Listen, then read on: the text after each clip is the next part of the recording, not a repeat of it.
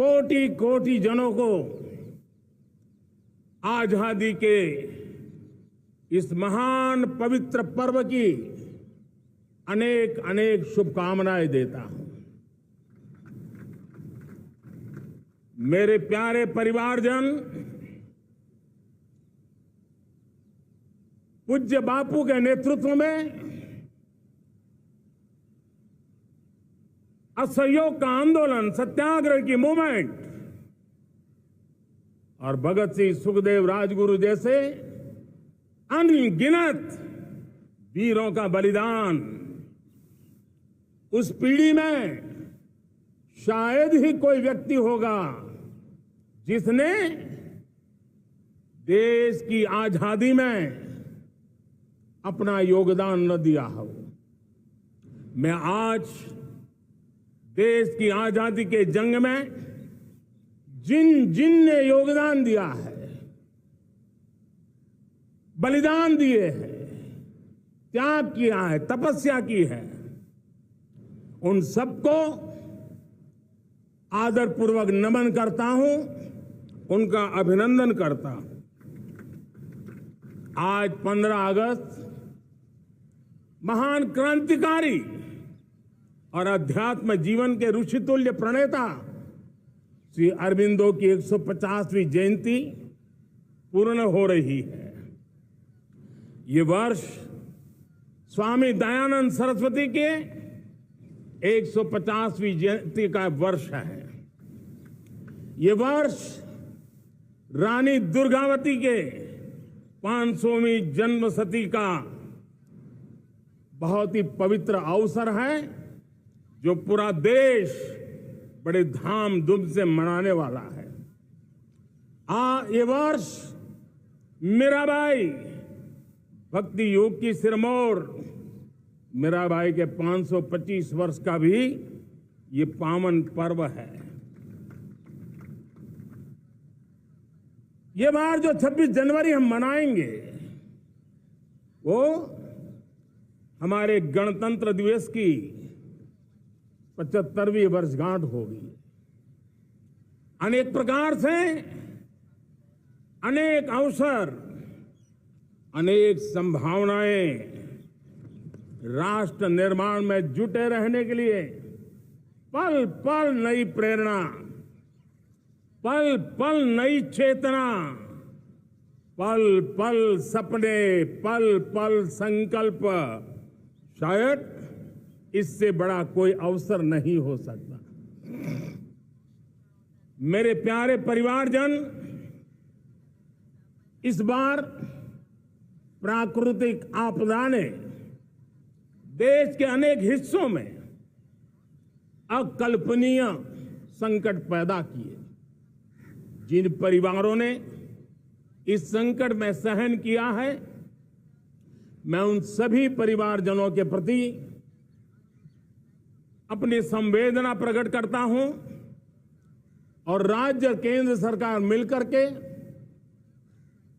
उन सभी संकटों से जल्दी से मुक्त होकर के फिर तेज गति से आगे बढ़ेंगे, ये मैं विश्वास दिलाता हूं। मेरे प्यारे परिवारजनों, पिछले कुछ सप्ताह नॉर्थ ईस्ट में, विशेषकर मणिपुर में और हिंदुस्तान के भी अन्य कुछ भागों में, लेकिन विशेषकर मणिपुर में जो हिंसा का दौर चला, कई लोगों को अपना जीवन खोना पड़ा, मां बेटियों के सम्मान के साथ खिलवाड़ हुआ। लेकिन कुछ दिनों से लगातार शांति की खबरें आ रही हैं। देश मणिपुर के लोगों के साथ है। देश मणिपुर के लोगों को पिछले कुछ दिनों से जो शांति बनाए रखी है, उस शांति के पर्व को आगे बढ़ाए और शांति से ही समाधान का रास्ता निकलेगा और राज्य और केंद्र सरकार मिलकर के उन समस्याओं के समाधान के लिए भरपूर प्रयास कर रही है, करती रहेगी। मेरे प्यारे परिवारजनों, जब हम इतिहास की तरफ नजर करते हैं तो इतिहास में कुछ पल ऐसे आते हैं जो अपनी अमिट छाप छोड़ करके जाते हैं और उसका प्रभाव सदियों तक रहता है।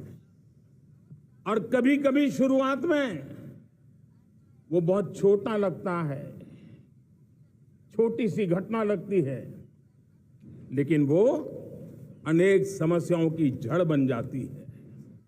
हमें याद है 1000-1200 साल पहले इस देश पर आक्रमण हुआ। एक छोटे से राज्य के छोटे से राजा का पराजय हुआ, लेकिन तब पता तक नहीं था कि एक घटना भारत को 1000 साल की गुलामी में फंसा देगी। और हम गुलामी में जकड़ते गए, जो आया लूटता गया, जो जिसका मन चाहा हम पे आके सवार हो गया। कैसा विपरीत काल रहा होगा वो 1000 साल का। मेरे प्यारे परिवारजनों, घटना छोटी क्यों ना हो, लेकिन 1000 साल तक प्रभाव छोड़ के रही है।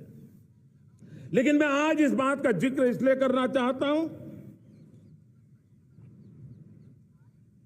कि भारत के वीरों ने इस कालखंड में कोई भूभाग ऐसा नहीं था, कोई समय ऐसा नहीं था जब उन्होंने देश की आजादी के लौ को जलता न रखा हो, बलिदान की परंपरा न बनाई हो।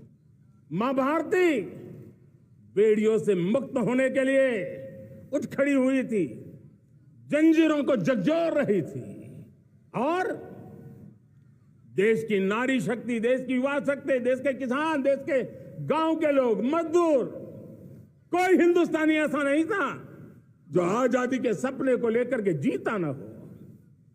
आजादी को पाने के लिए मर मिटने के लिए तैयार होने वालों की एक बड़ी फौज तैयार हो गई थी। जेलों में जवानी खपाने वाले अनेक महापुरुष हमारे देश की आजादी को, इन गुलामी की बेड़ियों को तोड़ने के लिए लगे हुए थे। मेरे प्यारे परिवारजनों, जन चेतना का वो व्यापक रूप, त्याग और तपस्या का वो व्यापक रूप, जन जन के अंदर एक नए विश्वास जगाने वाला वो पल आखिरकार 1947 में देश आजाद हुआ। 1000 साल की गुलामी में संजोए हुए सपने देशवासी पूरे करते हुए देखे। साथियों, मैं 1000 साल पहले की बात इसलिए कह रहा हूं, मैं देख रहा हूं फिर एक बार देश के सामने एक मौका आया है। इस ऐसे कालखंड में हम जी रहे हैं, ऐसे कालखंड में हमने प्रवेश किया है, और यह हमारा सौभाग्य है कि भारत के ऐसे अमृत काल में, यह अमृत काल का पहला वर्ष है। या तो हम जवानी में जी रहे हैं, या हम मां भारती की गोद में जन्म ले चुके हैं।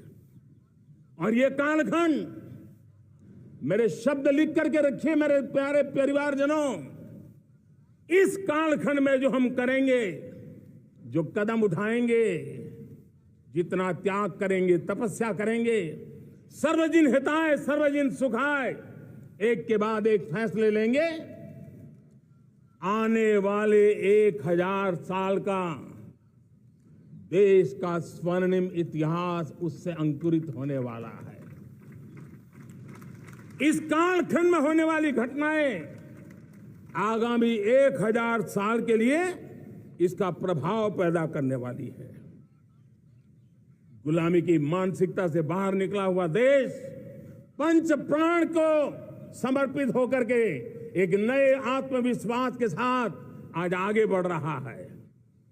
नए संकल्पों को सिद्ध करने के लिए वो जी जान से जुड़ रहा है। मेरी भारत माता जो कभी ऊर्जा का सामर्थ्य था लेकिन राख के ढेर में दबी पड़ी थी, वो भारत मां 140 करोड़ देशवासियों के पुरुषार्थ है, उनकी चेतना से, उनकी ऊर्जा से फिर एक बार जागृत हो चुकी है। मां भारती जागृत हो चुकी है और मैं साफ देख रहा हूं दोस्तों, यही कालखंड है।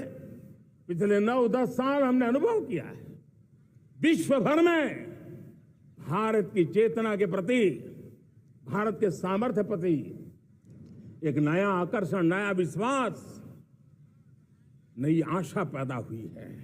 और ये प्रकाश पुंज जो भारत से उठा है, वो विश्व को उसमें अपने लिए ज्योति नजर आ रही है।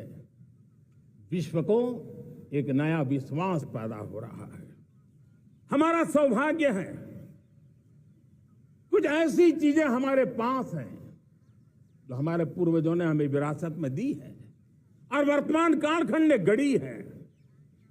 आज हमारे पास डेमोग्राफी है, आज हमारे पास डेमोक्रेसी है, आज हमारे पास डाइवर्सिटी है। डेमोग्राफी, डेमोक्रेसी और डाइवर्सिटी की ये त्रिवेणी भारत के हर सपने को साकार करने का सामर्थ्य रखती है। आज पूरे विश्व में वहां देशों की उम्र ढल रही है, ढलाव पर है, तब भारत युवान की तरफ ऊर्जावान होकर के बढ़ रहा है। कितने बड़े गौरव का कालखंड है कि आज 30 साल की कम आयु की जनसंख्या दुनिया में सर्वाधिक कहीं है तो ये मेरे भारत मां की गोद में है, ये मेरे देश में है। और 30 साल से कम उम्र की नौजवान हो मेरे देश के पास हो, कोटि कोटि भुजाएं हो, कोटि कोटि मस्तिष्क हो, कोटि कोटि सपने, कोटि कोटि संकल्प हो, तो भाइयों बहनों, मेरे प्रिय परिवारजनों, हम इच्छित परिणाम प्राप्त करके रह सकते हैं। मेरे प्यारे परिवारजनों, देश का भाग्य ऐसी घटनाएं बदल देती है, यह सामर्थ्य देश के भाग्य को बदल देता है। भारत 1000 साल की गुलामी और आने वाले 1000 साल के भव्य भारत के बीच में पड़ाव पर हम खड़े हैं, एक ऐसी संधि पर खड़े हैं और इसलिए अब हमें न रुकना है न दुविधा में जीना है। मेरे प्यारे प्रिय परिवारजनों, हमें खोई हुई उस विरासत का गर्व करते हुए, खोई हुई समृद्धि को प्राप्त करते हुए, हमें फिर एक बार और ये बात मान के चले, हम जो भी करेंगे, हम जो भी कदम उठाएंगे, हम जो भी फैसला लेंगे, वो अगले 1000 साल तक अपनी दिशा निर्धारित करने वाला है, भारत के भाग्य को लिखने वाला है। मैं आज मेरे देश के नौजवानों को, मेरे देश की बेटे बेटियों को ये जरूर कहना चाहूंगा, जो सौभाग्य आज मेरे युवाओं को मिला है, ऐसा सौभाग्य शायद ही किसी के नसीब होता है जो आपके नसीब हुआ है। और इसलिए हमें ये गंवाना नहीं है।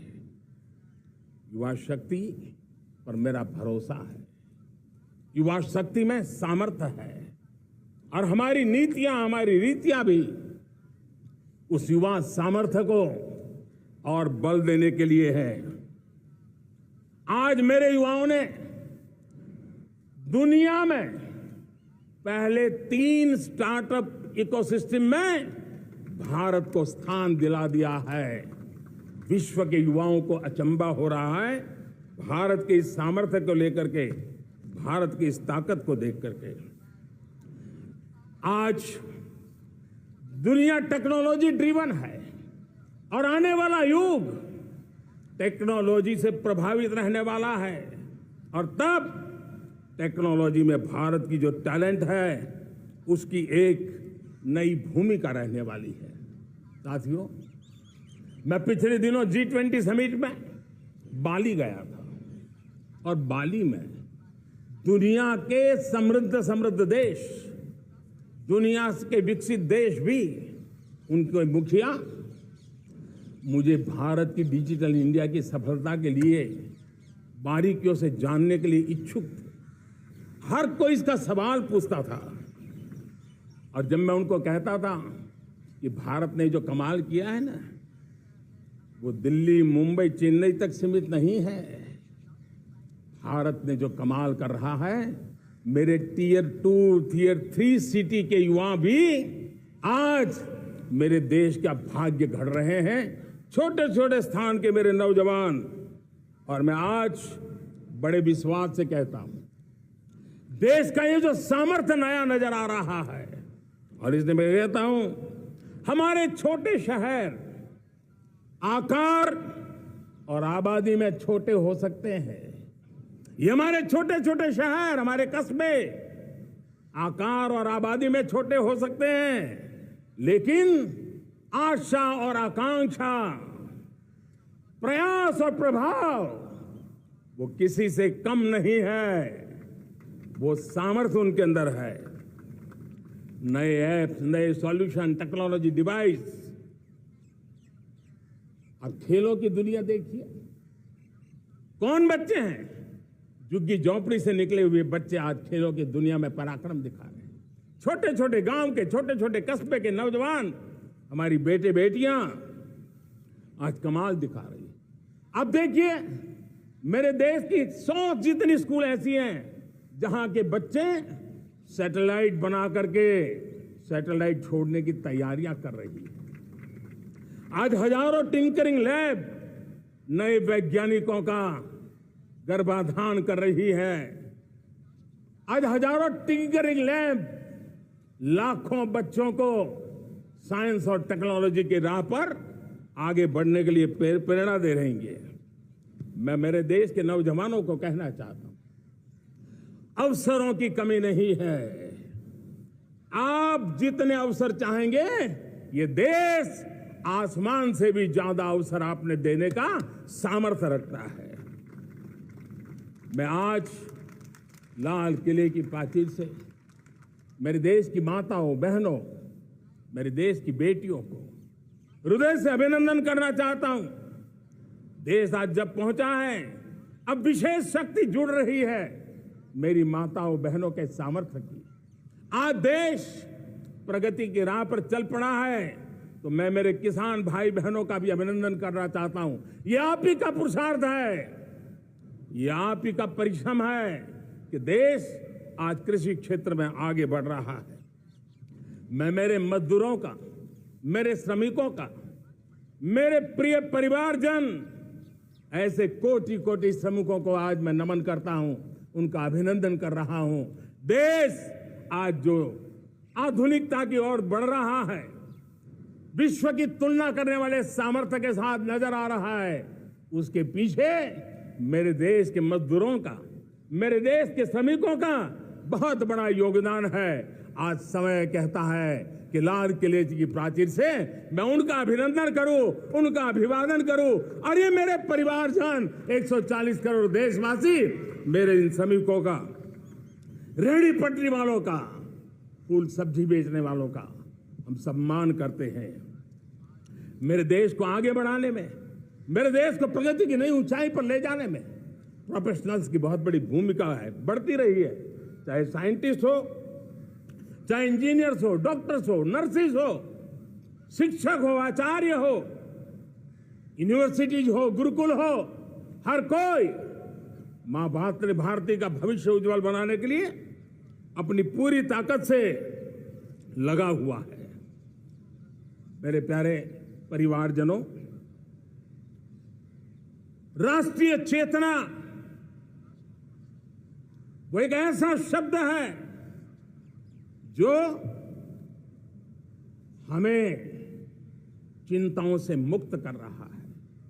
और आज वो राष्ट्रीय चेतना ये सिद्ध कर रही है कि भारत का सबसे बड़ा सामर्थ्य बना है भरोसा। भारत का सबसे बड़ा सामर्थ्य बना है विश्वास। जन जन में हमारा विश्वास, जन जन का सरकार पर विश्वास, जन जन का देश के उज्जवल भविष्य पर विश्वास और विश्व का भी भारत के प्रति विश्वास। ये विश्वास हमारी नीतियों का है, हमारी रीति का है।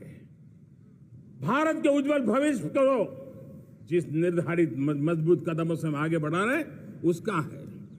भाइयों बहनों, मेरे प्यारे परिवारजनों, ये बात निश्चित है कि भारत का सामर्थ्य और भारत की संभावनाएं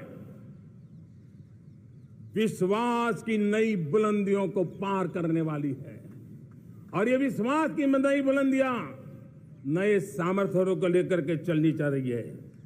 आज देश में G20 समिट के मेहमान नवाजी का भारत को अवसर मिला है। अब पिछले एक साल से हिंदुस्तान के हर कोने में जिस प्रकार से G20 के अनेक ऐसे आयोजन हुए, अनेक कार्यक्रम हुए हैं, उसने देश के सामान्य मानवी के सामर्थ्य को विश्व को परिचित करा दिया है। भारत की विविधता का परिचय कराया है। भारत की डायवर्सिटी को दुनिया अचंभे से देख रही है और उसके कारण भारत के तरफ आकर्षण बढ़ा है। भारत को जानने की, समझने की इच्छा जगी है। उसी प्रकार से आप देखिए एक्सपोर्ट, आज भारत का एक्सपोर्ट के तेजी से बढ़ रहा है। और मैं कहना चाहता हूं, दुनिया के एक्सपर्ट्स इन सारे मानदंडों के आधार पर कह रहे हैं कि अब भारत रुकने वाला नहीं है। दुनिया की कोई भी रेटिंग एजेंसी होगी वो भारत का गौरव कर रही है। कोरोना काल के बाद दुनिया एक नए सिरे से सोचने लगी और मैं विश्वास से देख रहा हूं कि जिस प्रकार से द्वितीय महायुद्ध के बाद, द्वितीय विश्व युद्ध के बाद दुनिया ने एक नया वर्ल्ड ऑर्डर आकार लिया था, मैं साफ साफ देख रहा हूं कि कोरोना के बाद एक नया विश्व ऑर्डर, एक नया ग्लोबल ऑर्डर, एक नया जियोपॉलिटिकल इक्वेशन ये बहुत तेजी से आगे बढ़ रहा है। जियोपॉलिटिकल इक्वेशन की सारे व्याख्याएं बदल रही है, परिभाषाएं बदल रही है। और मेरे प्यारे परिवारजनों, आप गौरव करेंगे। बदलते हुए विश्व को शेप देने में आज मेरे 140 करोड़ देशवासियों आपका सामर्थ्य नजर आ रहा है। आप निर्णायक मोड़ पर खड़े हैं। और कोरोना काल में भारत ने जिस प्रकार से देश को आगे बढ़ाया, दुनिया ने हमारे सामर्थ्य को देखा है। जब दुनिया की सप्लाई चेन तहस नहस हो गई थी, बड़ी बड़ी अर्थव्यवस्थाओं पर दबाव था, उस समय भी हमने कहा था हमें विश्व का विकास देखना है तो मानव केंद्रीय होना चाहिए, मानवीय संवेदनाओं से भरा हुआ होना चाहिए और तब जाकर के समस्याओं का सही समाधान निकालेंगे। और कोविड ने हमें सिखाया है या हमें मजबूर किया है, लेकिन मानवीय संवेदनाओं को छोड़ करके हम विश्व का कल्याण नहीं कर सकते। आज भारत ग्लोबल साउथ की आवाज बन रहा है। भारत की समृद्ध विरासत आज दुनिया के लिए एक अवसर बन रहा है। Global economy, global supply chain में भारत की हिस्सेदारी, मैं पक्का विश्वास से कहता हूं, आज जो भारत में परिस्थिति पैदा हुई है, आज जो भारत ने कमाया है वो दुनिया में स्थिरता की गारंटी लेकर के आया है दोस्तों। अब न हमारे मन में, न 140 करोड़ मेरे परिवारजनों के मन में, और न ही दुनिया के मन में कोई इफ्स है, कोई बट्स है। विश्वास बन चुका है। मेरे प्यारे देशवासियों, अब गेंद हमारे पाले में है। हमें अवसर जाने नहीं देना चाहिए, हमें मौका छोड़ना नहीं चाहिए। भारत में मैं मेरे देशवासियों का इसलिए भी अभिनंदन करता हूं कि मेरे देशवासियों में एक नीर क्षीर विवेक का सामर्थ्य है, समस्याओं की जड़ों को समझने का सामर्थ्य है। और इसलिए 2014 में मेरे देशवासियों ने 30 साल के अनुभव के बाद तय किया कि देश को आगे ले जाना है तो स्थिर सरकार चाहिए, मजबूत सरकार चाहिए, पूर्ण बहुमत वाली सरकार चाहिए। और देशवासियों ने एक मजबूत और स्थिर सरकार बनाई। और 3 दशकों के जो अनिश्चितता का कालखंड था, जो अस्थिरता का कालखंड था, जो राजनीतिक मजबूरियों से देश जकड़ा हुआ था, उससे मुक्ति मिली है। मेरे प्यारे परिवारजनों, देश के पास आज एक ऐसी सरकार है, वो सर्वजन हिताय सर्वजन सुखाय, देश के संतुलित विकास के लिए समय का पल पल और जनता की पाई पाई, जनता की भलाई के लिए लगा रही है। और मेरी सरकार, मेरे देशवासियों का मन एक बात से जुड़ा हुआ है। हमारे हर निर्णय, हमारे हर दिशा, उसका एक ही मानदंड है, नेशन फर्स्ट, राष्ट्र प्रथम। और राष्ट्र प्रथम यही दूरगामी परिणाम, सकारात्मक परिणाम पैदा करने वाला है। देश में बड़े स्तर पर काम हो रहा है। और लेकिन मैं कहना चाहूंगा, 2014 में आपने एक मजबूत सरकार बनाई, और मैं कहता हूं 2014 में और 2019 में आपने एक सरकार फॉर्म की तो मोदी में रिफॉर्म करने की हिम्मत आई। आपने ऐसी सरकार फॉर्म की कि मोदी को रिफॉर्म की हिम्मत आई। और जब मोदी ने एक के बाद एक रिफॉर्म किए तो मेरे ब्यूरोक्रेसी के लोग, मेरे लाखों हाथ पैर जो हिंदुस्तान के कोने कोने में सरकार के हिस्से के रूप में काम कर रहे हैं, उन्होंने ब्यूरोक्रेसी ने ट्रांसफॉर्म करने के लिए, परफॉर्म करने की जिम्मेवारी बखूबी निभाई। और उन्होंने परफॉर्म करके दिखाया और जनता जनार्दन जुड़ गई तो वो ट्रांसफॉर्म होता भी नजर आ रहा है। और इसलिए रिफॉर्म, परफॉर्म, ट्रांसफॉर्म, ये कालखंड अब भारत के भविष्य को गढ़ रहा है। और हमारी सोच देश की उस ताकतों को बढ़ावा देने पर है जो आने वाले 1000 साल की नींव को मजबूत करने वाले। दुनिया को युवा शक्ति की जरूरत है, युवा स्किल की जरूरत है।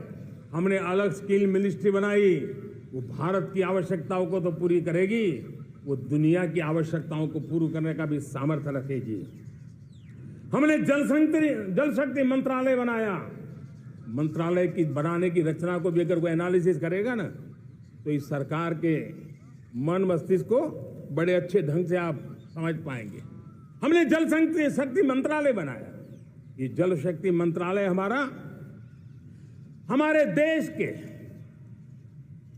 एक एक देशवासियों को पीने का शुद्ध पानी पहुंचे, पर्यावरण की रक्षा के लिए पानी के प्रति संवेदनशील व्यवस्थाएं विकसित हो, उस पर हम बल रहे हैं। हमारे देश में कोरोना के बाद दुनिया देख रही है, होलिस्टिक हेल्थ केयर ये समय की मांग है। हमने अलग आयुष मंत्रालय बनाया और योग और आयुष आज दुनिया में अपना परचम लहरा रहे हैं। हमने दुनिया को हमारे कमिटमेंट के कारण विश्व का हमारे प्रति ध्यान गया है। अगर हम ही हमारे इस सामर्थ्य को नकार देंगे तो फिर दुनिया कैसे स्वीकार करेगी। लेकिन जब मंत्रालय बना तो दुनिया को भी उसका मूल्य समझ में आया।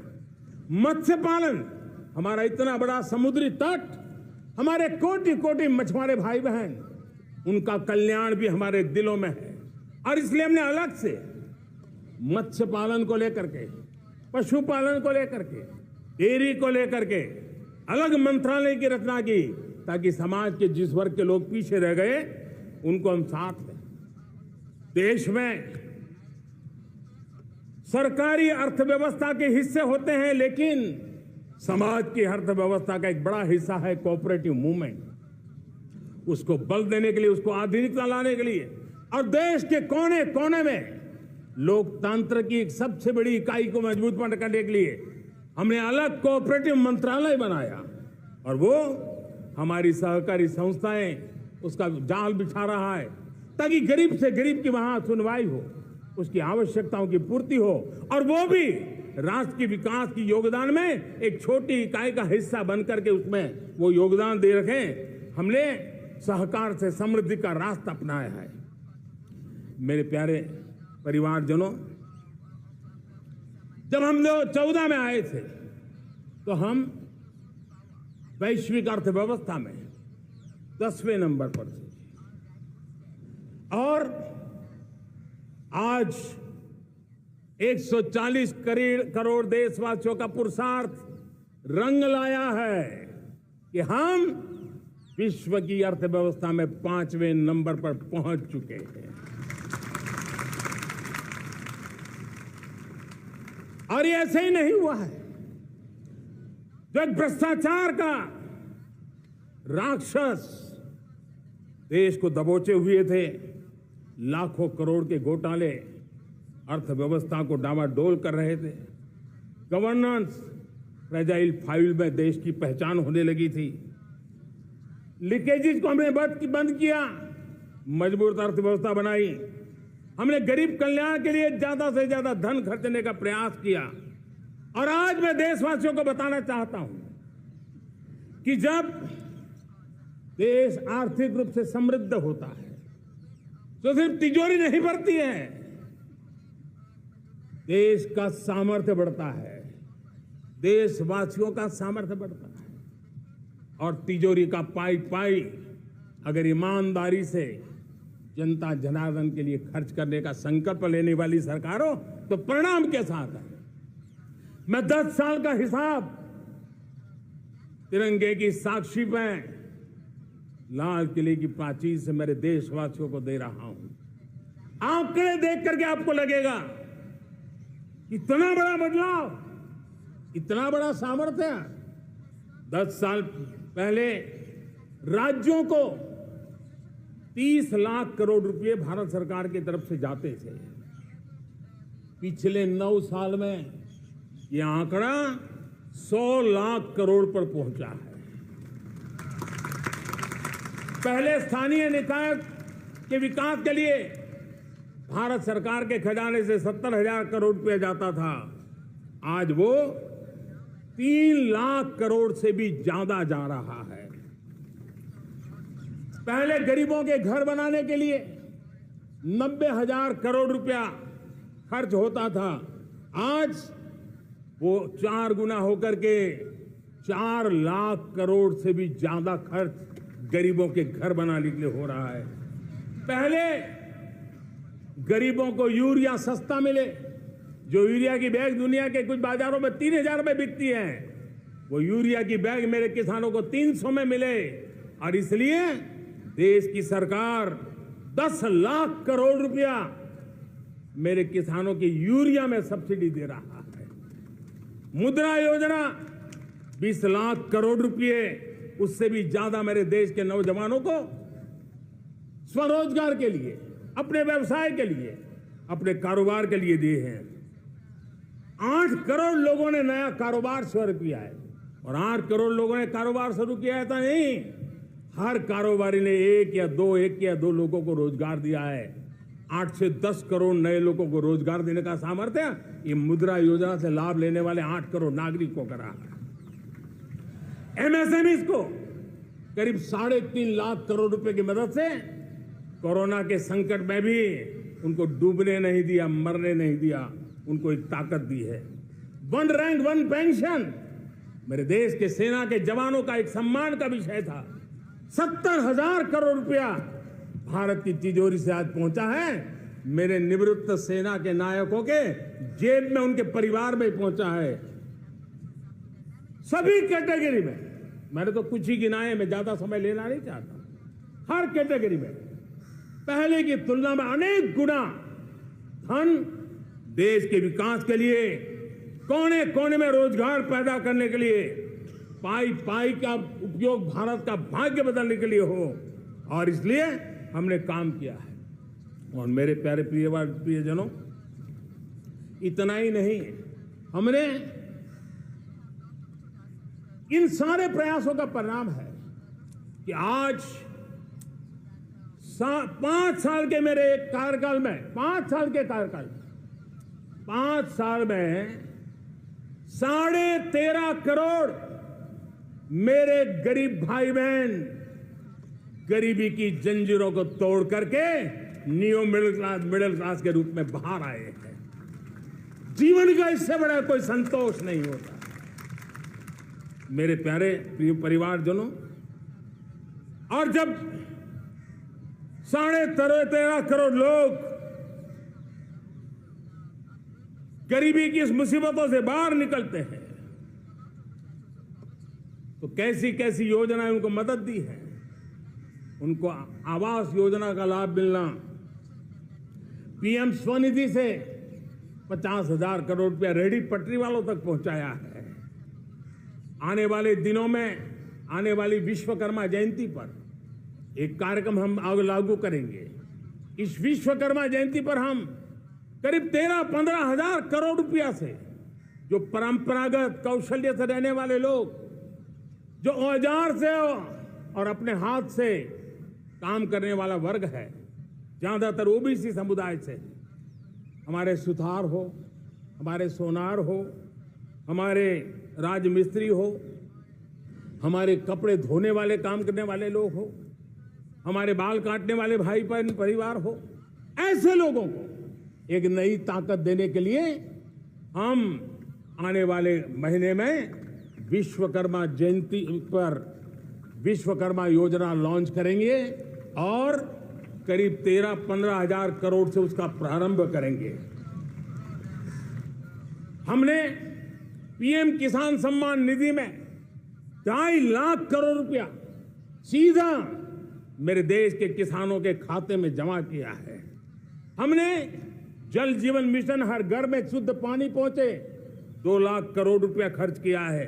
हमने आयुष्मान भारत योजना, ताकि गरीब को बीमारी के कारण अस्पताल जाने से जो मुसीबत होती थी उसको मुक्ति दिलाना, उसको दवाई मिले, उसका उपचार हो, ऑपरेशन हो, अच्छे से अच्छी हॉस्पिटल में हो। आयुष्मान भारत योजना के तहत 70,000 करोड़ रुपए हमने लगाए हैं। पशुधन, देश ने कोरोना वैक्सीन की बात तो देश को याद है, 40,000 करोड़ रुपए लगाए, वो तो याद है, लेकिन आपको जानकर के खुशी होगी, हमने पशुधन को बचाने के लिए करीब 15,000 करोड़ रुपया पशुधन के टीकाकरण के लिए लगाया है। मेरे प्यारे देशवासियों, मेरे प्यारे परिवारजनों, जन औषधि केंद्रों ने देश के सीनियर सिटीजन्स को, देश के मध्यम वर्गीय परिवार को एक नई ताकत दी है। जिस संयुक्त परिवार में अगर किसी को एक डायबिटीज जैसा हो जाए, 2-3 हजार रुपया दवाई का बिल स्वाभाविक हो जाता है। हमने जन औषधि केंद्र से जो दवाई बाजार में 100 रुपए में मिलती है, वो 10 रुपया, 15 रुपया, 20 रुपए में दी। और आज देश में 1,000 जन औषधि केंद्रों से मेरे इन बीमारी में जिनको दवाई की जरूरत थी, ऐसे लोगों के करीब 20,000 करोड़ रुपया उनके जेब में बचा है। और ये ज्यादातर मध्यम वर्ग के परिवार के लोग हैं। लेकिन आज उसकी सफलता को देखते हुए मैं देशवासियों को कहना चाहता हूं, जैसे हम एक विश्वकर्मा योजना लेकर के समाज के उस वर्ग को छूने वाले हैं, अब देश में 10,000 जन औषधि केंद्र से हम 25,000 जन औषधि केंद्र का लक्ष्य लेकर के आने वाले दिनों में काम करने वाले हैं। मेरे प्यारे परिवारजनों, जब देश में गरीबी कम होती है तो देश की मध्यम वर्ग की ताकत बहुत बढ़ती है। और अगर दुनिया में, और मैं आपको विश्वास दिलाता हूं, आने वाले 5 साल में मोदी का गारंटी है, देश पहले 3 वैश्विक इकोनॉमी में अपना जगह ले लेगा। ये पक्का जगह ले लेगा। आज जो 13.5 करोड़ गरीबी से बाहर आए हुए लोग हैं, वो एक प्रकार से मध्यम वर्ग की ताकत बन जाते हैं। जब गरीब की खरीद शक्ति बढ़ती है तो मध्यम वर्ग की व्यापार शक्ति बढ़ती है। जब गांव की खरीद शक्ति बढ़ती है तब कस्बे और शहर की आर्थिक व्यवस्था और तेज गति से दौड़ती है। और यही इंटरकनेक्टेड हमारा अर्थचक्र होता है। हम उसको बल देकर के आगे चलना चाहते हैं। मेरे प्यारे परिवारजनों, शहर के अंदर जो कमजोर लोग रहते हैं, बिना घर को मुसीबत रहती है, मध्यम वर्ग के परिवार अपना खुद का घर का सपना देख रहे हैं, हम उसके लिए भी आने वाले कुछ सालों के लिए एक योजना लेकर के आ रहे हैं। और जिसमें ऐसे मेरे परिवारजन जो शहरों में अपना घर, शहरों में रहते हैं लेकिन किराए के मकान पे रहते हैं, झुग्गी झोपड़ी में रहते हैं, चाल में रहते हैं, अनऑथोराइज कॉलोनीज में रहते हैं, ऐसे मेरे परिवारजन अगर अपना मकान बनाना चाहते हैं तो बैंक से जो लोन मिलेगा उसके ब्याज के अंदर राहत देकर के लाखों रुपयों की मदद करने का हमने निर्णय किया है। मेरे मध्यम वर्ग के परिवार को जब 2 लाख से 7 लाख इनकम टैक्स की सीमा बढ़ जाती है तो सबसे बड़ा लाभ सैलरी क्लास को होता है, मेरे मध्यम वर्ग को होता है। इंटरनेट का डेटा बहुत महंगा था 2014 के पहले, आज दुनिया का सबसे सस्ता इंटरनेट का डेटा का खर्चा हो रहा है। हर परिवार के पैसे बच रहे हैं। मेरे प्यारे परिवारजनों, विश्व कोरोना के बाद अभी तक उभर नहीं पाया है। युद्ध ने फिर एक नई मुसीबत पैदा की। आज दुनिया महंगाई के संकट से जूझ रही है। पूरी दुनिया की अर्थव्यवस्था को महंगाई ने दबोच के रखा है। हम भी दुनिया से जिन सामान की जरूरत होती है लाते हैं, तो हमें सामान तो इंपोर्ट करते हैं। हमारा दुर्भाग्य है कि हमें महंगाई भी इंपोर्ट करनी पड़ती है, क्योंकि पूरी दुनिया को महंगाई ने जकड़ के रखा है। लेकिन मेरे प्यारे परिवारजनों, भारत ने महंगाई को नियंत्रित रखने के लिए भरसक प्रयास किए हैं। पिछले कालखंड की तुलना में हमें कुछ सफलता भी मिली है, लेकिन इतने से संतोष नहीं मान सकते। दुनिया से हमारी चीजें अच्छी है, इतने बात से हम सोच नहीं सकते। मुझे तो मेरे देशवासियों को महंगाई की बोझ कम से कम हो, इस दिशा में और भी कदम उठाने हैं और हम उस कदम को उठा के रहेंगे। मेरा प्रयास निरंतर जारी रहेगा। मेरे प्यारे परिवारजनों, आज देश अनेक क्षमताओं को लेकर के आगे बढ़ रहा है।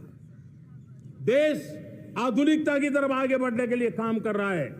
आज देश रिन्यूएबल एनर्जी पे काम कर रहा है। आज देश ग्रीन हाइड्रोजन पे काम कर रहा है। देश की स्पेस पे क्षमता बढ़ रही है, तो देश की डीप सी मिशन में भी सफलता के साथ आगे चल रहा है। देश में रेल आधुनिक हो रही है, तो वंदे भारत बुलेट ट्रेन भी आज देश के अंदर काम कर रही है। गांव गांव पक्की सड़कें बन रही है, तो इलेक्ट्रिक बसें, मेट्रो की रचना भी आज देश में हो रहे हैं। आज गांव गांव तक इंटरनेट पहुंच रहा है, तो क्वांटम कंप्यूटर के लिए भी देश तय कर रहता है। नैनो यूरिया, नैनो डीएपी, उस पर काम हो रहा है, तो दूसरी तरफ जैविक खेती पर भी हम बल दे रहे हैं। आज किसान उत्पादक संघ एफपीओ का निर्माण हो रहा है, तो हम सेमीकंडक्टर का भी निर्माण करने के लिए चाह रहे हैं। हम दिव्यांग जनों के लिए एक सुगम भारत के निर्माण के लिए काम करते हैं। तो हम पैरालंपिक में भी हिंदुस्तान का तिरंगा झंडा गाड़ने के लिए मेरे दिव्यांग जनों को सामर्थ्यवान बना रहे हैं। हम खिलाड़ियों को स्पेशल ट्रेनिंग दे रहे हैं।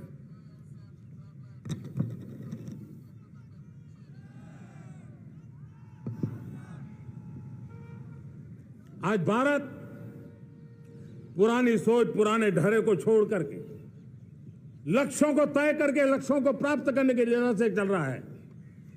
और जब मैं कहता हूं ना कि जिसका शिलान्यास हमारी सरकार करती है, उसका उद्घाटन भी हमारे कालखंड में करते हैं।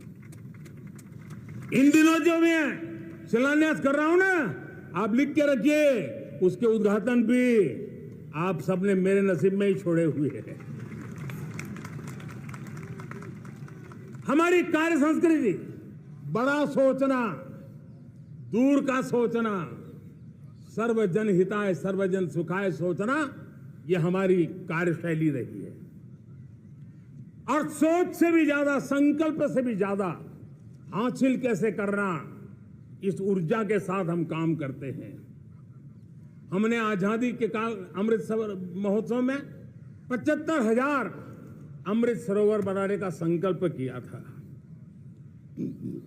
उस समय हमने हर जिले में 75 अमृत सरोवर बनाना संकल्प किया था।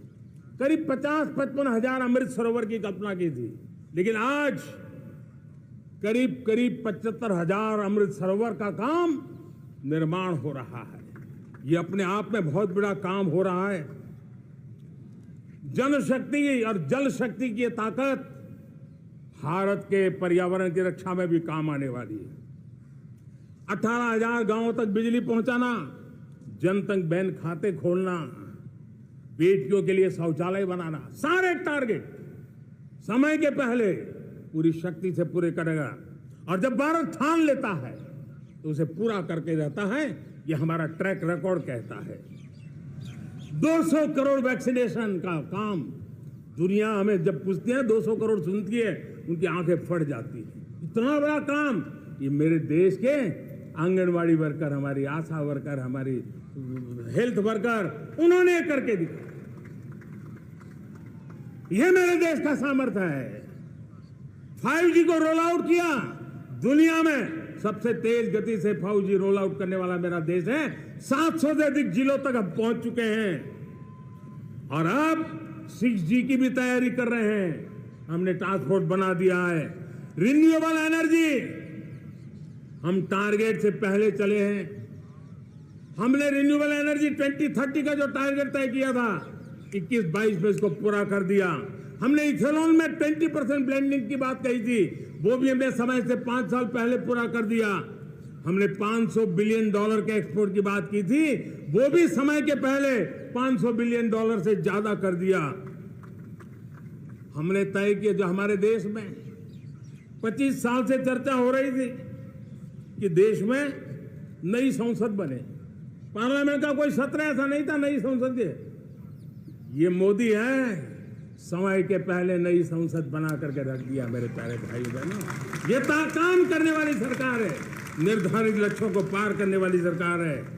ये नया भारत है, ये आत्मविश्वास से भरा हुआ भारत है। ये संकल्पों को चरितार्थ करने के लिए जी जान से जुटा हुआ भारत है। और इसलिए ये भारत न रुकता है, ये भारत न थकता है, ये भारत न हाँफता है और न ही ये भारत हारता है। और इसलिए मेरे प्यारे परिवारजनों, आर्थिक शक्ति बढ़ी है तो हमारी सामरिक शक्ति को भी एक नई ताकत मिली है। हमारी सीमाएं पहले से अधिक सुरक्षित हुई है और मेरे सीमा पर बैठे हुए मेरे जवान जो देश की सीमाओं की रक्षा कर रहे हैं और मेरे देश की आंतरिक सुरक्षा के संभालने वाले यूनिफॉर्म फोर्सेस, मैं आजादी के इस पावन पर्व पर उनको भी अनेक अनेक बधाई देते हुए मेरी बात को आगे बढ़ाता हूं। सेना का अधिकरण हो, हमारी सेना युवा बने, हमारी सेना बैटल के लिए रेडी, युद्ध योग्य बने। इसलिए निरंतर रिफॉर्म का काम आज हमारी सेना में हो रहा है। मेरे प्यारे परिवारजनों, आए दिन हम लोग सुना करते थे, यहां बम धमाका हुआ, वहां बम धमाका हुआ। हर जगह पे लिखा हुआ रहता था कि इस बैग को मत छूना, अनाउंसमेंट होते रहते थे। आज देश सुरक्षा की अनुभूति कर रहा है, और जब सुरक्षा होती है, शांति होती है, तो प्रगति के नए अरमान हम पूरे कर सकते हैं। उसको लिए सीरियल बम धमाके का जमाना बीती हुई बात हो गई है। निर्दोषों की जो मौत होते थे वो बीते हुए कल की बात हो गई है। आज देश में आतंकी हमलों में भारी कमी आई है। नक्सल प्रभावित क्षेत्रों में भी बहुत बड़ा बदलाव आया है, बहुत बड़ा परिवर्तन का एक वातावरण बना है।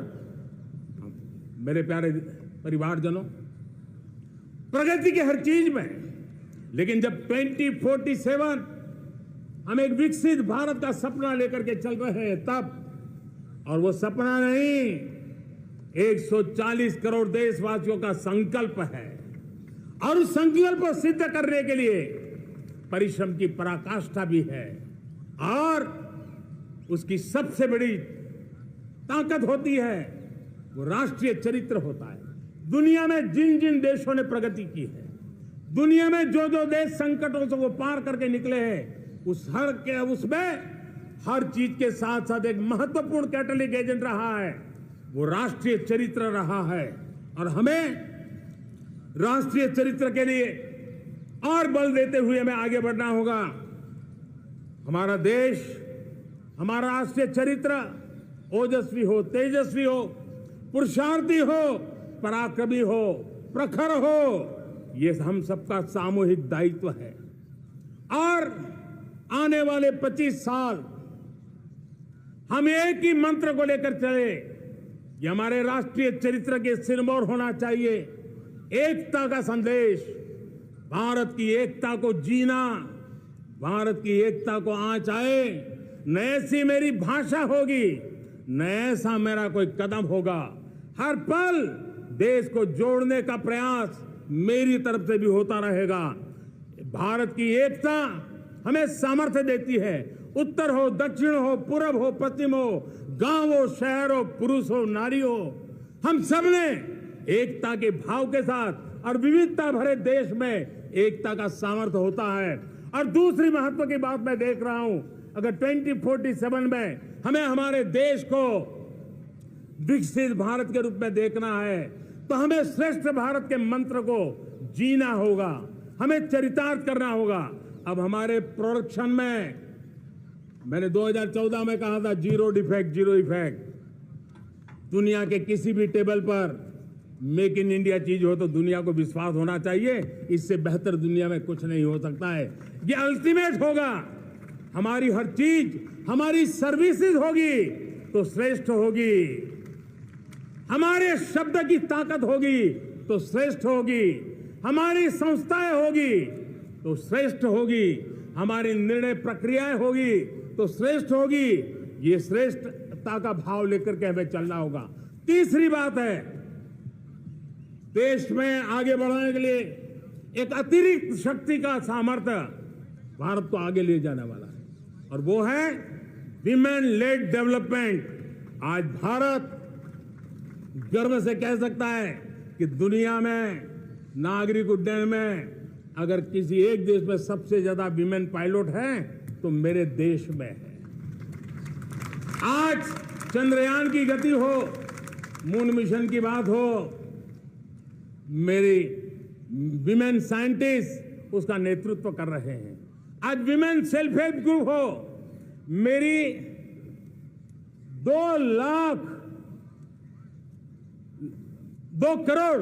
करोड़ लखपति दीदी का लक्ष्य लेकर के आज विमेन सेल्फ हेल्प ग्रुप पे हम काम कर रहे हैं।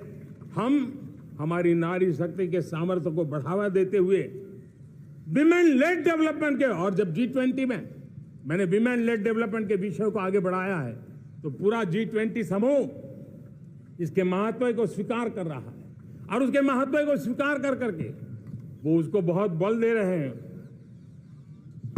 उसी प्रकार से भारत विविधताओं से भरा देश है। असंतुलित विकास के हम शिकार रहे हैं। मेरा पराया का के कारण हमारे देश के कुछ हिस्से उसके शिकार रहे। अब हमें रीजनल एस्पिरेशंस को, संतुलित विकास को बल देना है और रीजनल एस्पिरेशंस को लेकर के उस भावना को हमें सम्मान देते हुए, जैसे हमारी भारत मां का कोई, हमारा शरीर का कोई अंग अगर अविकसित रहे तो हमारा शरीर विकसित नहीं माना जाएगा। हमारा शरीर का कोई अंग दुर्बल रहे तो हमारा शरीर स्वस्थ नहीं माना जाएगा। वैसे ही मेरी भारत माता, उसका कोई एक भूभाग भी, समाज का कोई तबका भी अगर दुर्बल रहे तो मेरी भारत माता समर्थ है, स्वस्थ है, ऐसा बैठ करके हम नहीं बैठ सकते। और इसलिए रीजनल एस्पिरेशंस को हमने एड्रेस करने की आवश्यकता है और इसलिए हम समाज का सर्वांगीण विकास हो, सर्वस्पर्शी विकास हो, भूभाग के हर क्षेत्र को उसकी अपनी ताकत को खिलने का अवसर मिले, उस दिशा में आगे बढ़ना चाहते हैं। मेरे प्यारे परिवारजनों, भारत एक मदर ऑफ डेमोक्रेसी है। भारत मॉडल ऑफ डाइवर्सिटी भी है। भाषाएं अनेक हैं, बोलियां अनेक हैं, परिधान अनेक हैं, विविधताएं बहुत है। हमने उन सारे लोगों को, सारों को आधार पर आगे बढ़ना है। मेरे प्यारे परिवारजनों, देश के जब मैं एकता की बात करता हूं, तब अगर घटना मणिपुर में होती है तो पीड़ा महाराष्ट्र में होती है। अगर बाढ़ आसाम में आती है तो बेचैन केरला हो जाता है। हिंदुस्तान के किसी भी हिस्से में कुछ भी हो, हम एक अंगांगी भाव की अनुभूति करते हैं। मेरे देश की बेटियों पर जुल्म न हो, यह हमारा सामाजिक भी दायित्व है, यह हमारा पारिवारिक दायित्व भी है और ये देश के नाते हम सबका दायित्व है। आज जब अफगानिस्तान से गुरु ग्रंथ साहब के स्वरूप को लाते हैं तो पूरा देश गौरव की अनुभूति करता है। जब आज दुनिया के किसी देश में कोविड के काल में मेरा कोई सिख भाई लंगर लगाता है, भूखों को खिलाता है और दुनिया में वाहवाही होती है, तो हिंदुस्तान का सीना चौड़ा हो जाता है।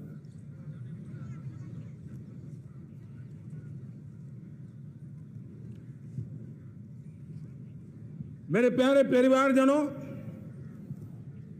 हमारे लिए जब नारी सम्मान की बात करते हैं, मुझे अभी एक देश में दौरा कर रहा था तो वहां एक बहुत ही सीनियर मिनिस्टर, उसने मुझे एक सवाल पूछा। उसने कहा, आपके यहां बेटियां साइंस और इंजीनियरिंग के विषयों की पढ़ाई करती हैं क्या?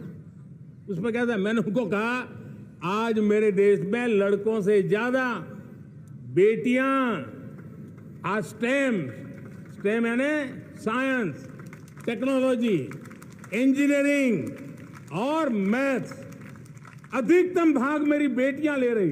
तो उनके लिए अचरज था। ये सामर्थ्य आज हमारे देश का देख रहा है। मेरे प्यारे परिवारजनों, आज 10 करोड़ महिलाएं विमेन सेल्फ हेल्प में जुड़ी हुई है और विमेन सेल्फ हेल्प ग्रुप के साथ आप गांव में जाएंगे तो आपको बैंक वाली दीदी मिलेगी, आपको आंगनवाड़ी वाली दीदी मिलेगी, आपको दवाई देने वाली दीदी मिलेगी। और अब मेरा सपना है 2 करोड़ लखपति दीदी बनाने का, गांव में 2 करोड़ लखपति दीदी। और इसके लिए एक नया अभिगम भेजा। साइंस और टेक्नोलॉजी, हमारे गांव की महिलाओं का भी सामर्थ्य देखता हूं मैं, और इसलिए हम एक नई योजना सोच रहे हैं कि हमारे एग्रीकल्चर सेक्टर में टेक्नोलॉजी आए, एग्री टेक को बल मिले। इसलिए विमेन सेल्फ हेल्प ग्रुप की बहनों को हम ट्रेनिंग देंगे, ड्रोन चलाने की, ड्रोन रिपेयरिंग की हम ट्रेनिंग देंगे और हजारों ऐसे विमेन सेल्फ हेल्प ग्रुप को भारत सरकार ड्रोन देगी, ट्रेनिंग देगी और हमारे एग्रीकल्चर के काम में ड्रोन की सेवाएं उपलब्ध हो। इसके लिए हम शुरुआत करेंगे। प्रारंभ हम 15,000 विमेन सेल्फ हेल्प ग्रुप के द्वारा ये ड्रोन की उड़ान का हम आरंभ कर रहे हैं। मुझे विश्वास है कि इसके कारण हमारे परिवारजनों का,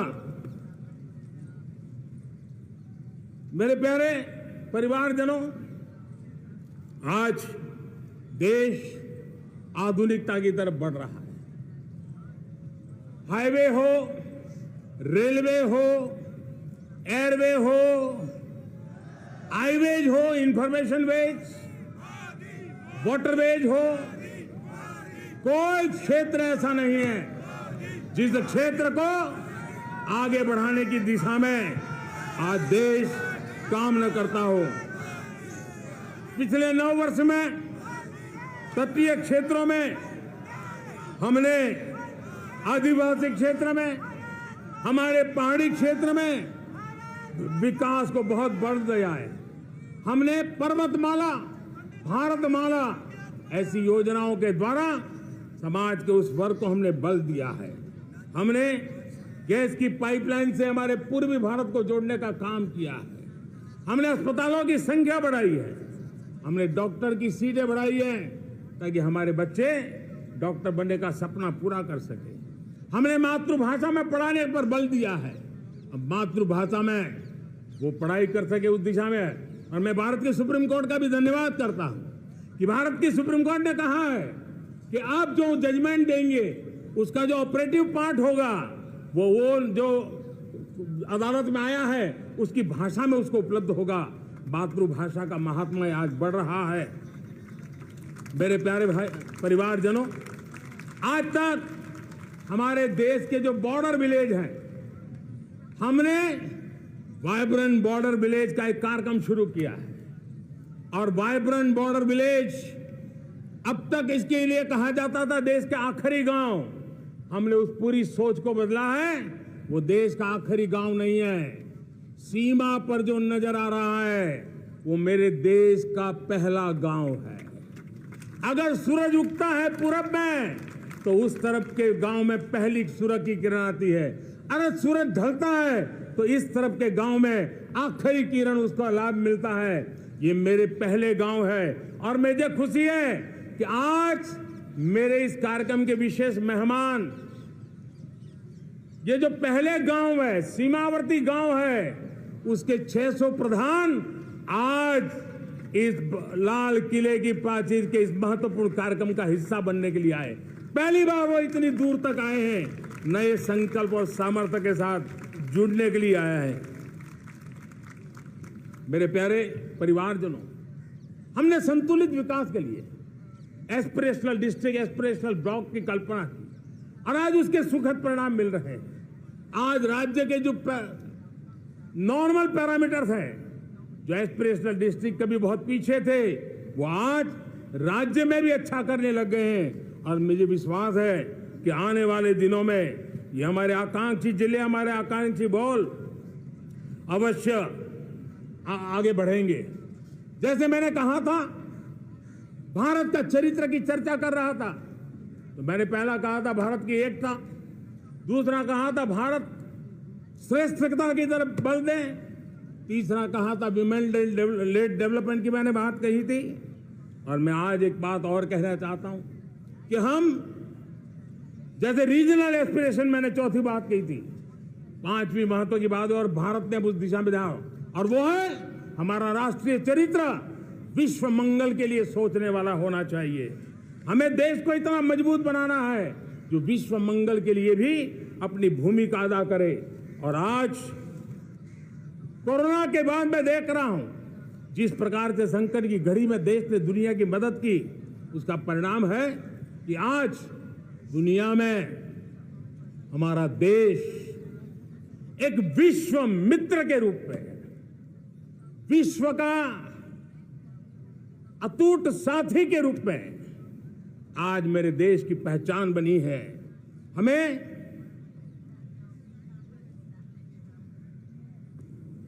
जब विश्व मंगल की बात करते हैं तब भारत का मूलभूत विचार है, उस विचार को हम आगे बढ़ाने लोग हैं। और मुझे खुशी है कि आज अमेरिकी संसद के भी कई चुने हुए गणमान्य प्रतिनिधि भी आज हमारे 15 अगस्त के इस अवसर में हमारे बीच में मौजूद है। भारत की सोच कैसी है, हम विश्व मंगल की बात को कैसे आगे बढ़ाते हैं। अब देखिए, हम जब सोचते हैं तो क्या कहते हैं, हमने दुनिया के सामने ये दर्शन रखा है और दुनिया उस दर्शन को लेकर के हमारे साथ जुड़ रही है। हमने कहा one sun, one world, one grid. Renewable energy के क्षेत्र में एक बहुत बड़ा हमारा स्टेटमेंट है, आज दुनिया उसको स्वीकार कर रही है। कोविड के बाद हमने दुनिया को कहा हमारा अप्रोच होना चाहिए वन अर्थ, वन हेल्थ। समस्याओं का समाधान तभी होगा जब मानव को, पशु को, पौधे को बीमारी के संबंध में समान रूप से एड्रेस किया जाएगा, तब जाकर के हम करेंगे। हमने G20 समिट के लिए दुनिया के सामने कहा है one world, one family, one future. इस सोच को लेकर के चल रहे हैं। हमने क्लाइमेट को लेकर के दुनिया जो संकट से जूझ रही है, हमने रास्ता दिखाया है, लाइफ मिशन लॉन्च किया है, लाइफस्टाइल फॉर एनवायरनमेंट। हमने दुनिया के सामने इंटरनेशनल सोलर अलायंस बनाया और आज दुनिया के कई देश इंटरनेशनल सोलर अलायंस का हिस्सा बन रहे हैं। हमने बायोडायवर्सिटी का महत्व देखते हुए बिग कैट अलायंस की व्यवस्था को हमने आगे बढ़ाया है। हमने प्राकृतिक आपदा के कारण, ग्लोबल वार्मिंग के कारण इंफ्रास्ट्रक्चर का जो नुकसान होता है, उसके लिए दूरगामी व्यवस्थाओं की जरूरत है और इसलिए coalition for disaster resilient infrastructure CDRI एक समाधान के रूप में दुनिया को दिया है। विश्व आज समुद्रों को संघर्ष का केंद्र बना रहा है, तब हमने दुनिया को सागर का प्लेटफॉर्म दिया है जो वैश्विक समुद्री शांति की गारंटी बन सकता है। हमने पारंपरिक चिकित्सा पद्धतियों को बल देते हुए WHO का एक ग्लोबल लेवल का सेंटर हिंदुस्तान में बनाने की दिशा में काम किया है। हमने योग और आयुष के द्वारा विश्व कल्याण और विश्व के स्वस्थता की दिशा में काम किया है और आज भारत विश्व मंगल की मजबूत नींव डाल रहा है। इस मजबूत नींव को आगे बढ़ाना हम सबका काम है, हम सबकी जिम्मेवारी है। मेरे प्यारे परिवारजनों, सपने अनेक है, संकल्प साफ है, नीतियां स्पष्ट है, नियत के सामने कोई सवाल या निशान नहीं है, लेकिन कुछ सच्चाइयों को हमें स्वीकार करना पड़ेगा और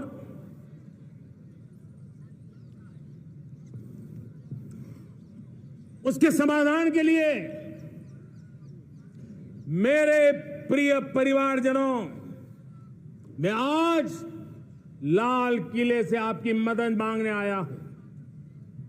मैं लाल किले से आपके आशीर्वाद मांगने आया हूं, क्योंकि पिछले सालों मैंने देश को जो समझा है, देश की आवश्यकताओं को जो मैंने परखा है और अनुभव के आधार पर मैं कह रहा हूं कि आज गंभीरतापूर्वक उन चीजों को हमें लेना होगा। आजादी के अमृत काल में 2047 में जब देश आजादी के 100 साल मनाएगा, उस समय दुनिया में भारत का तिरंगा झंडा विकसित भारत का तिरंगा झंडा होना चाहिए।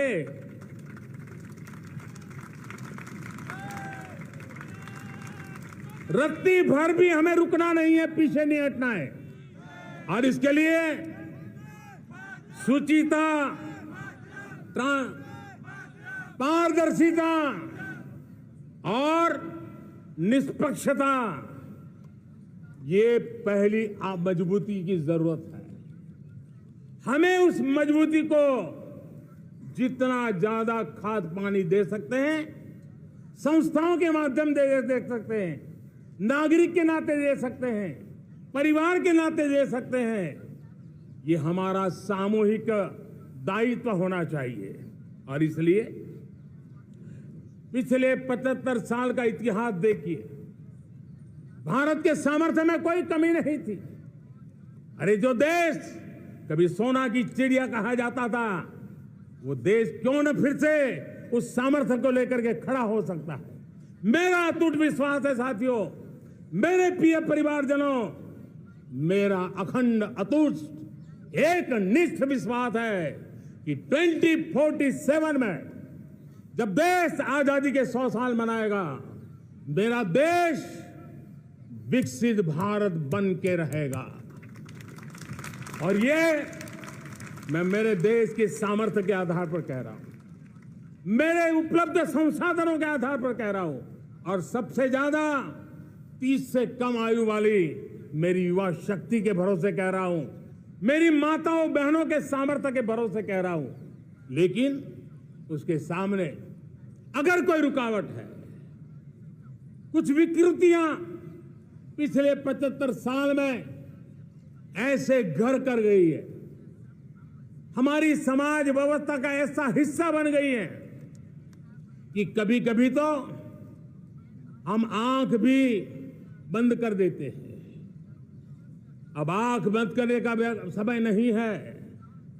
अगर सपनों को सिद्ध करना है, संकल्प को पार करना है, तो हमें ये आंख में चोली बंद करके, आंख में आंख मिला करके 3 बुराइयों से लड़ना बहुत समय की मांग है।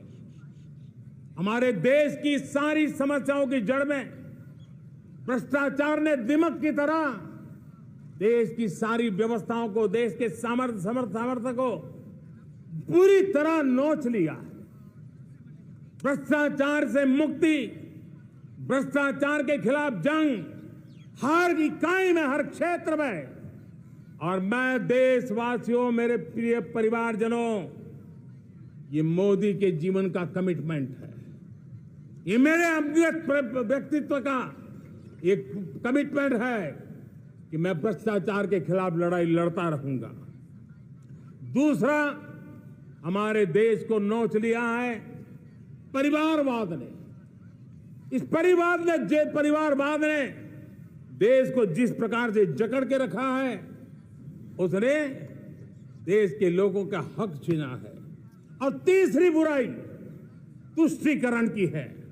ये तुष्टीकरण में भी देश के मूलभूत चिंतन को, देश के सर्व समावेशक हमारे राष्ट्रीय चरित्र को दाग लगा दिए, तहस नहस कर दिया है इन लोगों ने। और इसलिए मेरे प्यारे देशवासियों, इसलिए मेरे प्यारे परिवारजनों, हमें इन 3 बुराइयों के खिलाफ पूरे सामर्थ्य के साथ लड़ना है। भ्रष्टाचार, परिवारवाद, तुष्टीकरण, ये चुनौतियां हमारे,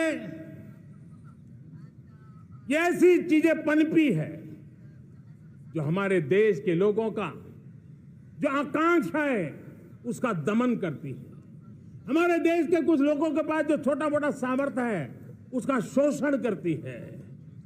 ये ऐसी चीजें हैं जो हमारे लोगों की आशा आकांक्षाओं को सवाल या निशान में गाड़ देती है। हमारे गरीब हो, हमारे दलित हो, हमारे पिछड़े हो, हमारे पसमानदा हो, हमारे आदिवासी भाई बहन हो, हमारी माताएं बहनें हो, हमने सबने उनके हकों के लिए इन 3 बुराइयों से मुक्ति पानी है। हमें भ्रष्टाचार के खिलाफ एक नफरत का माहौल बनाना है। जैसे गंदगी हमें नफरत पैदा करती है ना मन में, गंदगी पसंद नहीं है, ये सार्वजनिक जीवन की इससे बड़ी कोई गंदगी नहीं हो सकती। और इसलिए हमारे स्वच्छता अभियान को एक नया मोड़ ये भी देना है कि हमें भ्रष्टाचार से मुक्ति पानी है। सरकार टेक्नोलॉजी से भ्रष्टाचार की मुक्ति के लिए बहुत प्रयास कर रही है। आपको जानकर के हैरानी होगी, इस देश में पिछले 9 साल में एक काम मैंने ऐसे किया, आंकड़ा सुनोगे तो लोगों का मोदी ऐसा करता है जैसे 10 करोड़ लोग करीब करीब जो गलत फायदा उठाते थे वो मैंने रोक दिया। तो आप में से कोई कहेगा आपने लोगों से अन्याय कर दिया। जी नहीं, ये 10 करोड़ कौन लोग थे? ये 10 करोड़ वो लोग थे जिनका जन्म ही नहीं हुआ था और उनके नाम पर उनके विडो हो जाते थे, वो वृद्ध हो जाते थे, वो दिव्यांग हो जाते थे, फायदे लिए जाते थे। 10 करोड़ ऐसे बेनामी जो चीजें चलती थी उसको रोकने का पवित्र काम, भ्रष्टाचारियों की संपत्ति जो हमने जब्त की है ना, वो पहले की तुलना में 20 गुना ज्यादा की है। मेरे प्यारे परिवारजनों, ये आपकी कमाई का पैसा लोग लेकर के भागे थे, 20 गुना ज्यादा संपत्ति को जब्त करने का। और इसलिए लोगों की मेरे प्रति नाराजगी होना बहुत स्वाभाविक है, लेकिन मुझे भ्रष्टाचार के खिलाफ की लड़ाई को आगे बढ़ाना है।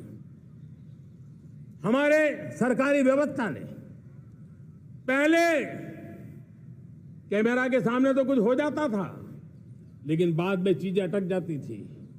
हमने पहले की तुलना में कई गुना ज्यादा अदालत में चार्जशीट की है और अब जमानतें भी नहीं मिलती हैं।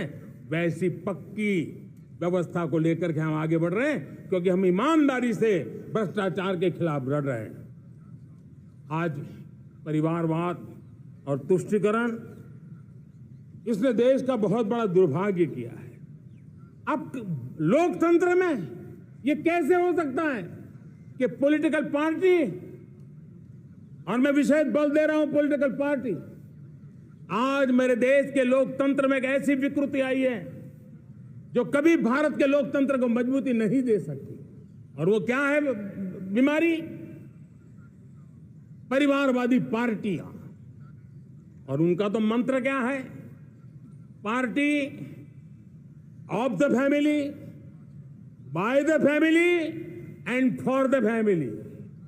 इनका तो जीवन मंत्र यही है कि उनकी पॉलिटिकल पार्टी, उनका राजनीतिक दल परिवार का, परिवार के द्वारा और परिवार के लिए, परिवारवाद और भाई भतीजावाद प्रतिभाओं के दुश्मन होते हैं, योग्यता को नकारते हैं, सामर्थ्य को स्वीकार नहीं करते हैं। और इसलिए परिवारवाद इस देश के लोकतंत्र की मजबूती के लिए उसकी मुक्ति जरूरी है। सर्वजन हिताय सर्वजन सुखाय, हर किसी को हक मिले इसलिए, और सामाजिक न्याय के लिए भी ये बहुत। उसी प्रकार से तुष्टीकरण ने सामाजिक न्याय का सबसे बड़ा नुकसान किया। अगर सामाजिक न्याय को तबाह किसने किया है तो ये तुष्टीकरण की सोच, तुष्टीकरण की राजनीति, तुष्टीकरण का सरकारी योजनाओं का तरीका, इसने सामाजिक न्याय को मौत के घाट उतार दिया है। और इसलिए हमें तुष्टीकरण, भ्रष्टाचार, ये विकास का सबसे बड़ा दुश्मन है। अगर देश विकास चाहता है, देश 2047 विकसित भारत का सपना का साकार करना चाहता है, तो हमारे लिए आवश्यक है कि हम किसी भी हालत में देश में भ्रष्टाचार को सहन नहीं करेंगे। इस मूड को लेकर के चलना चाहिए। मेरे प्यारे परिवारजनों, हम सबका एक बहुत बड़ा महत्वपूर्ण दायित्व है। आपने जिस प्रकार से जिंदगी जी है, हमारे आने वाली पीढ़ी को ऐसी जिंदगी जीने के लिए मजबूर करना, यह हमारा गुनाह है। यह हमारा दायित्व है कि हमारे आने वाली पीढ़ी को हम ऐसा समृद्ध देश दें, ऐसा संतुलित देश दें, ऐसा सामाजिक न्याय की धरोहर वाला देश दें, ताकि छोटी छोटी चीजों को पाने के लिए उन्हें कभी भी संघर्ष न करना पड़े। हम सभी का कर्तव्य, हर नागरिक का कर्तव्य है, और ये अमृत काल कर्तव्य काल है। हम कर्तव्य से पीछे नहीं उठ सकते। हमें वो भारत बनाना है जो पूज्य बापू के सपनों का था। हमें वो भारत बनाना है जो हमारे स्वतंत्र सेनानियों का सपना था। हमें वो भारत बनाना है जो हमारे वीर शहीदों का था, हमारी वीरांगनाओं का था, जिन्होंने मातृभूमि के लिए अपना जीवन दे दिया था। मेरे प्यारे परिवारजनों, मैं जब 2014 में आपके पास आया था, तब 2014 में मैं परिवर्तन का वादा लेकर के आया था। 2014 में मैंने आपको वादा किया था मैं परिवर्तन लाऊंगा, और 140 करोड़ मेरे परिवारजन, आपने मुझ पे भरोसा किया और मैंने विश्वास पूरा करने की कोशिश की। रिफॉर्म, परफॉर्म, ट्रांसफॉर्म, वो 5 साल जो वादा था वो विश्वास में बदल गया, क्योंकि मैंने परिवर्तन का वादा किया था। रिफॉर्म, परफॉर्म, ट्रांसफॉर्म के द्वारा मैंने वादे को विश्वास में बदल दिया। कठोर परिश्रम किया है, देश के लिए किया है, शान से किया है, सिर्फ और सिर्फ नेशन फर्स्ट, राष्ट्र सर्वोपरि, इस भाव से किया है। 2019 में परफॉर्मेंस के आधार पर आप सबने मुझे फिर से आशीर्वाद दिया, परिवर्तन का वादा मुझे यहां ले आया, परफॉर्मेंस मुझे दोबारा ले आया, और आने वाले 5 साल अभूतपूर्व विकास के हैं। 2047 के सपने को साकार करने का सबसे बड़ा स्वर्णिम पल आने वाले 5 साल है।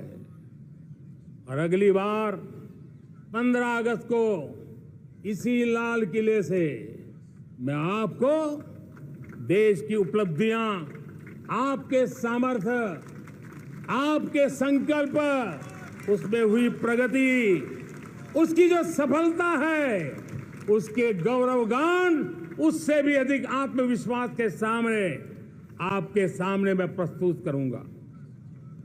मेरे प्यारे प्रियजनों, मेरे परिवारजनों, मैं आप में से आता हूं, मैं आपके बीच से निकला हूं, मैं आपके लिए जीता हूं। अगर मुझे सपना भी आता है तो आपके लिए आता है, अगर मैं पसीना भी बहाता हूं तो आपके लिए बहाता हूं, क्योंकि इसलिए नहीं कि आपने मुझे दायित्व दिया है, मैं इसलिए कर रहा हूं कि आप मेरे परिवारजन हैं, और आपके परिवार के सदस्य के नाते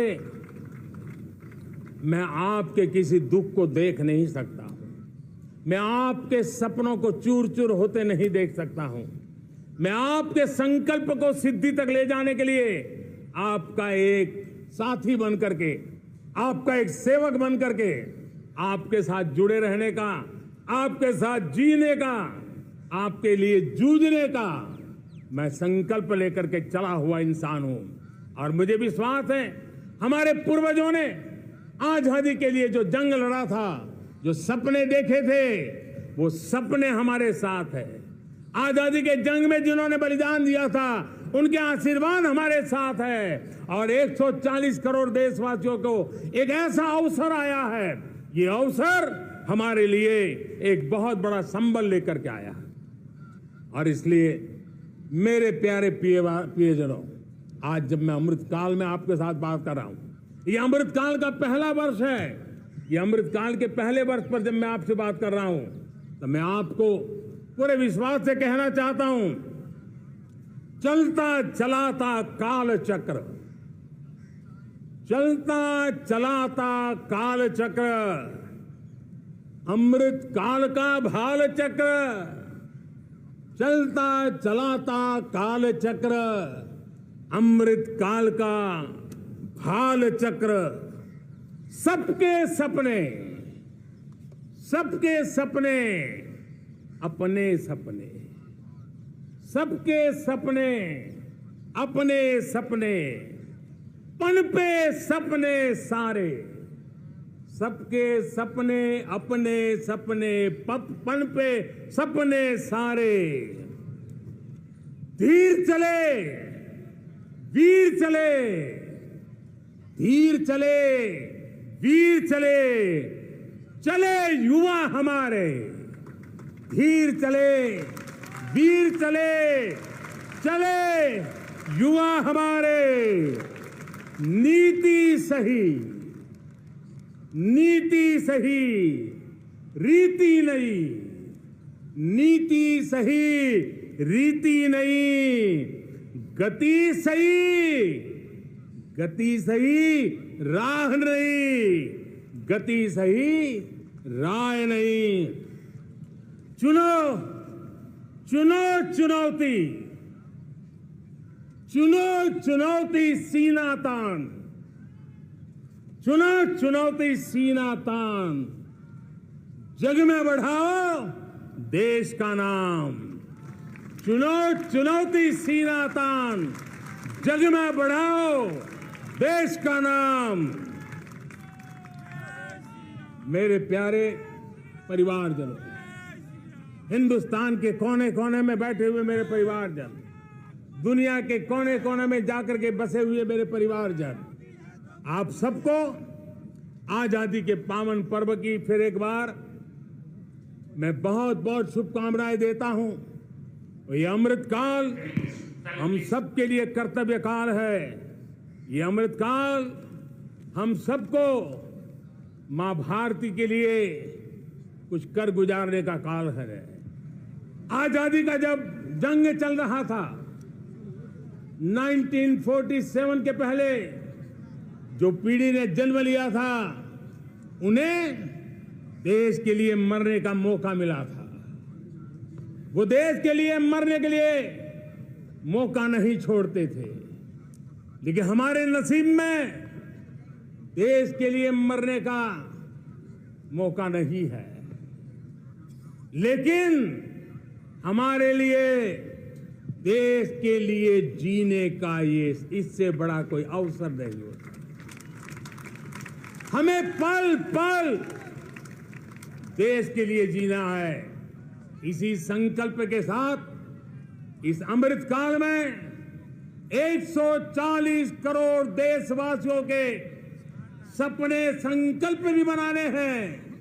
140 करोड़ देशवासियों के संकल्प को सिद्धि में भी परिवर्तित करना है।